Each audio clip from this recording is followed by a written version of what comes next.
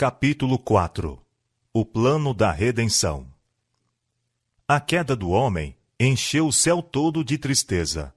O mundo que Deus fizera estava deslustrado pela maldição do pecado e habitado por seres condenados à miséria e morte. Não parecia haver meio pelo qual pudessem escapar os que tinham transgredido a lei. Os anjos cessaram seus cânticos de louvor.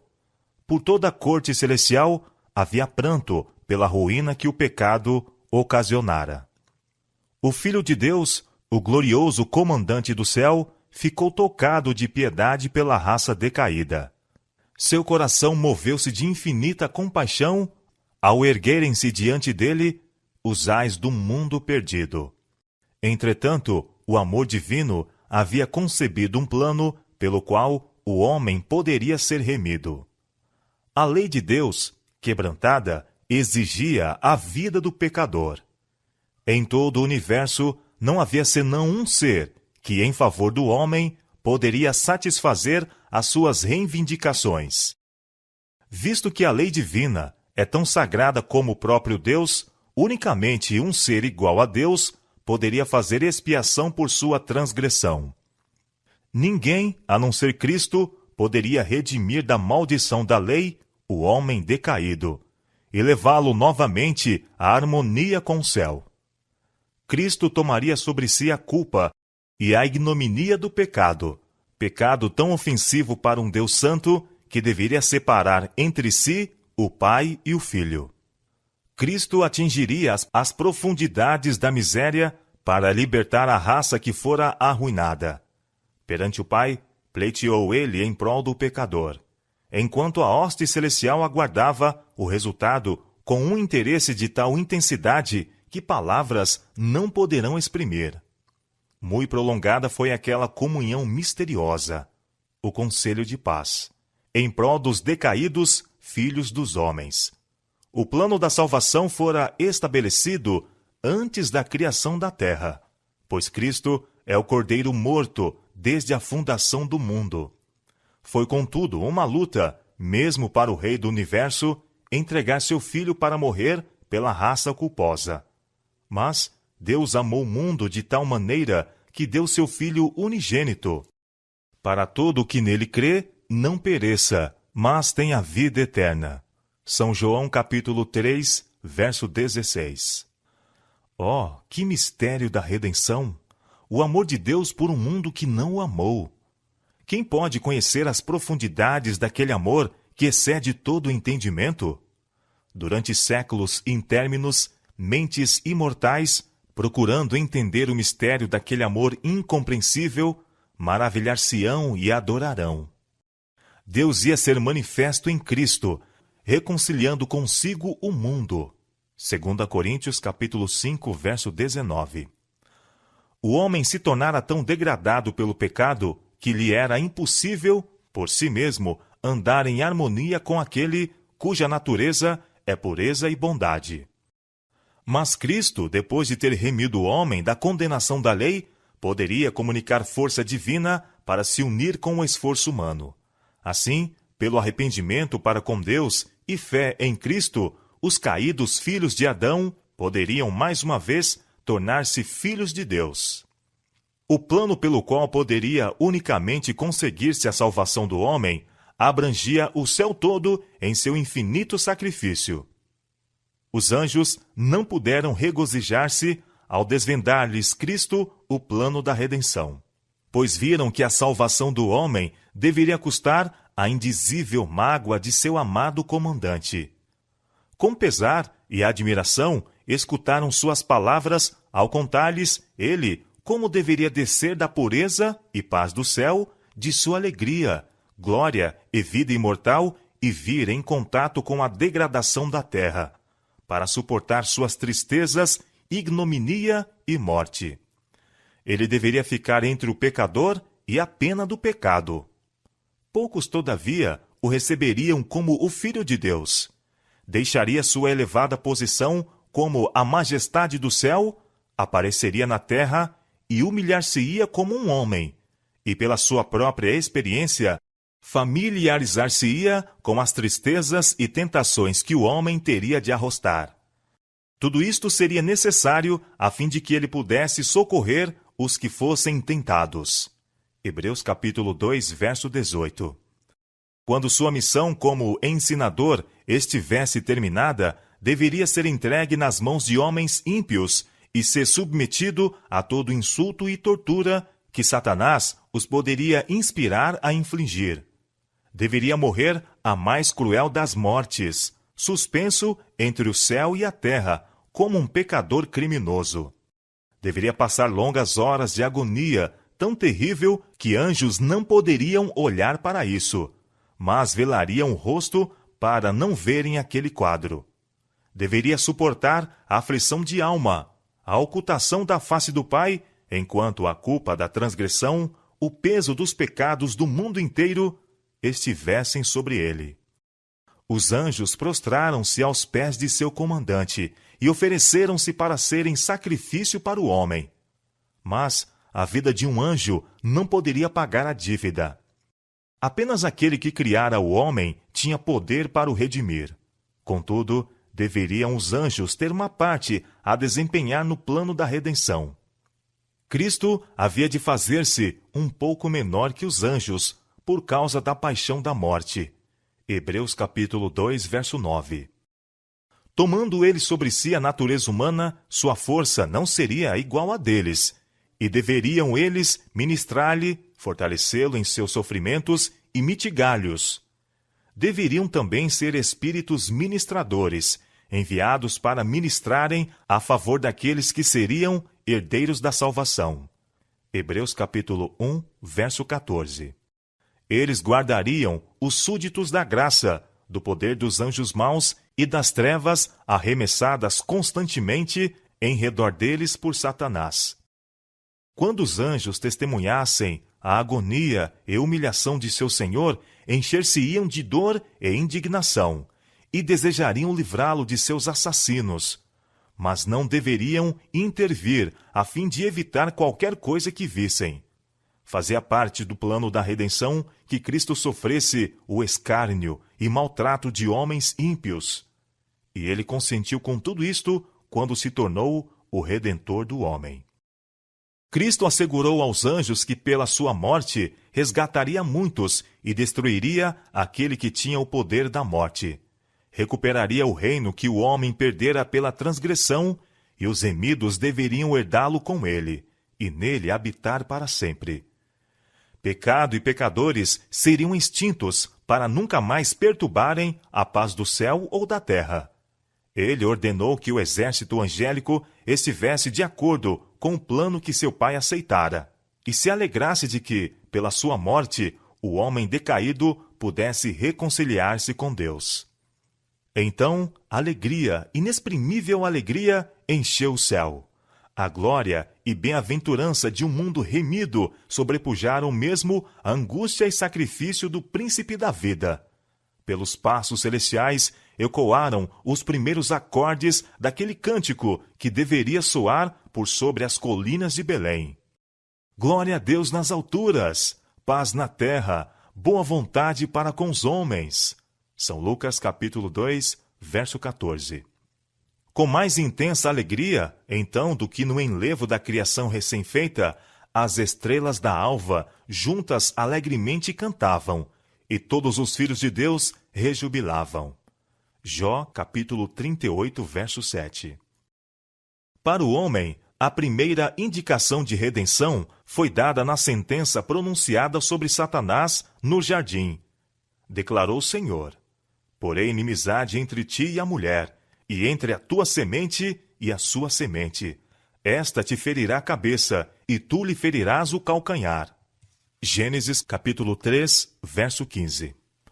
Esta sentença foi proferida aos ouvidos de nossos primeiros pais. Foi para eles uma promessa. Ao mesmo tempo que predizia guerra entre o homem e Satanás, declarava que o poder do grande adversário finalmente seria quebrado. Adão e Eva achavam-se como criminosos diante do justo juiz, esperando a sentença em que pela transgressão tinham incorrido. Mas antes que ouvissem da vida de lutas e tristezas que devia ser a sua porção, ou o decreto de que deviam voltar ao pó, escutaram palavras que não poderiam deixar de lhes dar esperança. Posto que devessem sofrer pelo poder de seu forte adversário, poderiam olhar no futuro para a vitória final. Quando Satanás ouviu que existiria inimizade entre ele e a mulher, e entre a sua semente e a semente dela, viu que sua obra de degenerar a natureza humana seria interrompida, que por algum meio o homem se habilitaria a resistir a seu poder. Sendo, contudo, o plano da salvação mais amplamente patenteado, Satanás regozijou-se com seus anjos de que, tendo ocasionado a queda do homem, faria baixar o Filho de Deus de sua exaltada posição. Declarou que até ali havia sido seus planos muito bem sucedidos na terra, e que quando Cristo tomasse sobre si a natureza humana, ele também poderia ser vencido, e desta maneira ser impedida a redenção da raça caída. Anjos celestiais, de maneira mais ampla, patentearam a nossos primeiros pais o plano que fora concebido para sua salvação. Afirmou-se a Adão e sua companheira que, apesar de seu grande pecado, não seriam eles abandonados ao domínio de Satanás. O Filho de Deus se oferecera para expiar com sua própria vida a transgressão deles. Um período de graça lhes seria concedido, e mediante o arrependimento e a fé em Cristo, poderiam de novo tornar-se filhos de Deus. O sacrifício exigido por sua transgressão revelava a Adão e Eva o caráter sagrado da lei de Deus, e viram como nunca antes o fizeram a culpabilidade do pecado e seus funestos resultados. Em seu remorso e angústia, rogaram que a pena não recaísse naquele cujo amor havia sido a fonte de toda a sua alegria, antes que repousasse sobre eles e sua posteridade. Foi-lhes dito que, visto ser a lei de Jeová o fundamento de seu governo, no céu, assim como na terra, mesmo a vida de um anjo não poderia ser aceita como sacrifício por sua transgressão. Nenhum de seus preceitos poderia ser abrogado ou mudado para valer ao homem em sua condição decaída. Mas o Filho de Deus que criara o homem poderia fazer expiação por ele. Assim como a transgressão de Adão tinha trazido miséria e morte, o sacrifício de Cristo traria vida e imortalidade. Não somente o homem, mas também a terra tinha pelo pecado vindo sob o poder do maligno, e deveria ser restaurada pelo plano da redenção. Ao ser criado, foi Adão posto no domínio da terra, mas, cedendo à tentação, foi levado sob o poder de Satanás. Porque de quem alguém é vencido, do tal faz-se também servo. 2 Pedro capítulo 2, verso 19. Quando o homem se tornou cativo de Satanás, o domínio que exercera passou para o seu vencedor. Assim, Satanás se tornou o Deus deste século. 2 Coríntios capítulo 4, verso 4. Ele usurpou aquele domínio sobre a terra, que originalmente fora dado a Adão. Cristo, porém, pagando pelo seu sacrifício a pena do pecado, não somente remiria o homem, mas restabeleceria o domínio que ele perdera. Tudo que foi perdido pelo primeiro Adão será restaurado pelo segundo. Diz o profeta: E a ti, ó torre do rebanho, monte da filha de Sião, a ti virá, sim, a ti virá o primeiro domínio. Miqueias capítulo 4, verso 8. E o apóstolo Paulo aponta para a redenção da possessão de Deus. Efésios capítulo 1, verso 14. Deus criou a terra para ser a morada de seres santos, felizes. O Senhor formou a terra e a fez. Ele a estabeleceu, não a criou vazia, mas a formou para que fosse habitada. Isaías capítulo 45, verso 18. Aquele propósito se cumprirá, quando, renovada pelo poder de Deus e libertada do pecado e tristeza, se tornar a eterna habitação dos remidos. Os justos herdarão a terra e habitarão nela para sempre. E ali nunca mais haverá maldição contra alguém, e nela estará o trono de Deus e do Cordeiro, e os seus servos o servirão. Salmo capítulo 37, verso 29, Apocalipse capítulo 22, verso 3. Adão, em sua inocência, havia gozado ampla comunhão com seu Criador. Mas o pecado operara a separação entre Deus e o homem, e unicamente a obra expiatória de Cristo poderia transpor o abismo e tornar possível a comunicação de bênçãos ou salvação, do céu à terra. O homem ainda estava desligado de uma aproximação direta com o seu Criador, mas Deus se comunicaria com ele por meio de Cristo e os anjos. Assim foram revelados a Adão fatos importantes na história da humanidade, desde o tempo em que a sentença divina fora pronunciada no Éden até o dilúvio, e a seguir até o primeiro advento do Filho de Deus. Mostrou-se-lhe que, conquanto o sacrifício de Cristo fosse de valor suficiente para salvar o mundo inteiro, muitos prefeririam uma vida de pecado em vez de arrependimento e obediência. O crime aumentaria durante gerações sucessivas, e a maldição do pecado repousaria mais e mais pesadamente sobre o gênero humano, sobre os animais e sobre a terra. Os dias do homem seriam abreviados pela sua própria conduta de pecado. Degenerar-se-ia ele em sua estatura e resistência física, e em sua faculdade moral e intelectual, até que o mundo se enchesse de miséria de todo tipo. Mediante a satisfação do apetite e paixão, tornar-se-iam os homens incapazes de apreciar as grandes verdades do plano da redenção.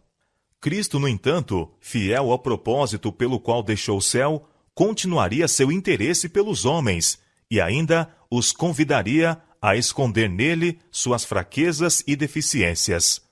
Supriria as necessidades de todos os que a ele viessem pela fé, e sempre haveria alguns que preservariam o conhecimento de Deus e permaneceriam incontaminados por entre a iniquidade que prevaleceria. As ofertas sacrificais foram ordenadas por Deus a fim de serem para o homem uma perpétua lembrança de seu pecado e um reconhecimento de arrependimento do mesmo, bem como seriam uma confissão de sua fé no Redentor prometido.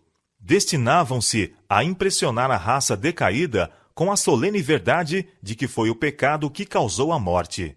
Para Adão, a oferta do primeiro sacrifício foi uma cerimônia dolorosíssima.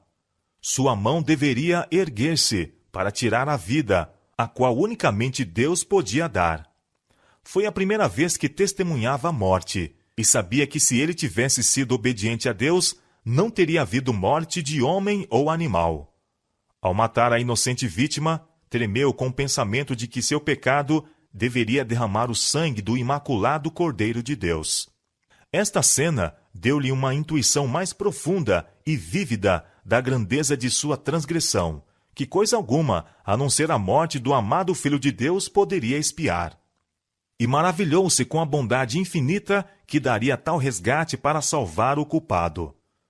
Uma estrela de esperança iluminou o futuro tenebroso e terrível, e o aliviou de sua desolação total. Mas o plano da redenção tinha um propósito ainda mais vasto e profundo do que a salvação do homem. Não foi para isto apenas que Cristo veio à Terra. Não foi simplesmente para que os habitantes deste pequeno mundo pudessem considerar a lei de Deus como devia ser ela considerada, mas foi para reivindicar o caráter de Deus perante o universo. Para este resultado de seu grande sacrifício, ou seja, a influência do mesmo sobre os entes de outros mundos, bem como sobre o homem, olhou antecipadamente o Salvador quando, precisamente antes de sua crucifixão, disse: Agora é o juízo deste mundo. Agora será expulso o príncipe deste mundo. E eu, quando for levantado da terra, todos atrairei a mim. São João capítulo 12, versos 31 e 32.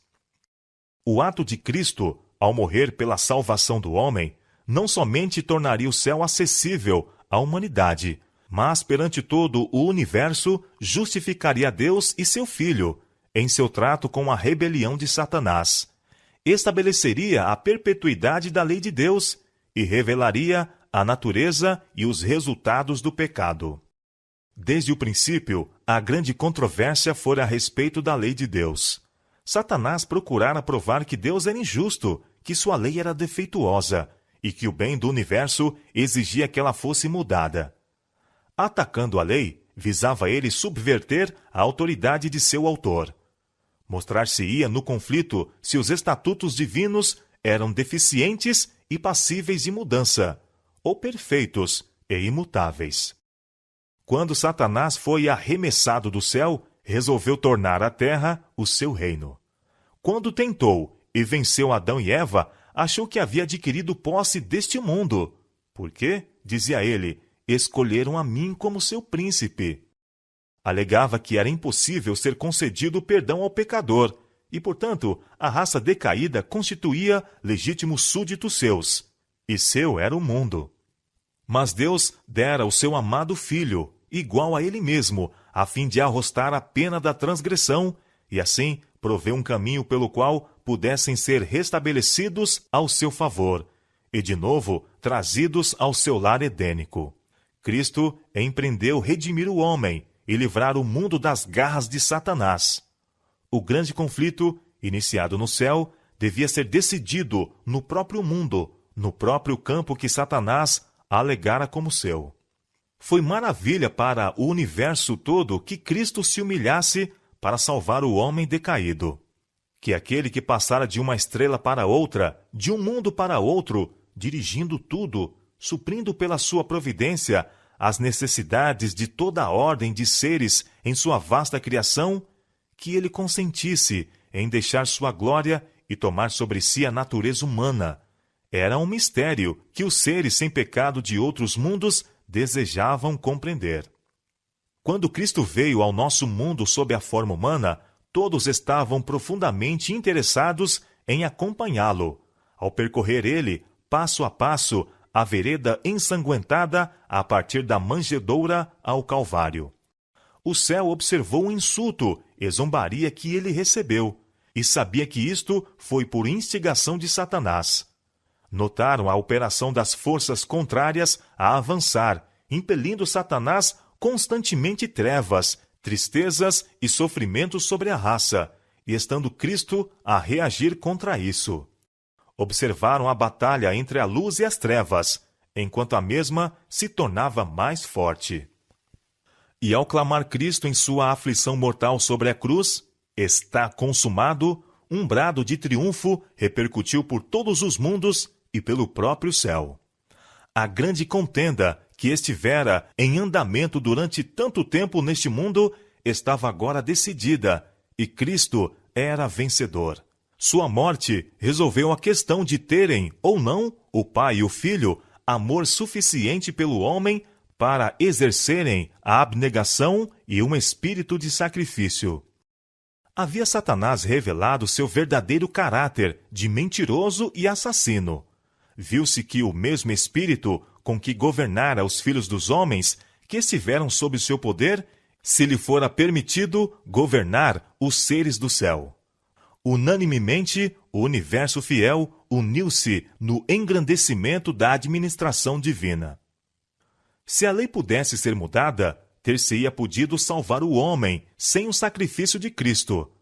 Mas o fato de que foi necessário Cristo dar a vida pela raça caída prova que a lei de Deus não livrará o pecador de suas reivindicações sobre ele. Está demonstrado que o salário do pecado é a morte. Quando Cristo morreu, ficou assegurada a destruição de Satanás. Mas, se a lei foi abolida na cruz, como muitos pretendem, a agonia e morte do amado Filho de Deus foram suportadas unicamente para dar a Satanás exatamente o que ele pedia. Triunfou então o príncipe do mal. Foram sustentadas suas acusações contra o governo divino. O próprio fato de que Cristo arrostou a pena da transgressão do homem é um poderoso argumento a todos os seres criados de que a lei é imutável, que Deus é justo, misericordioso e abnegado, e que a justiça e misericórdia infinitas unem-se na administração de seu governo.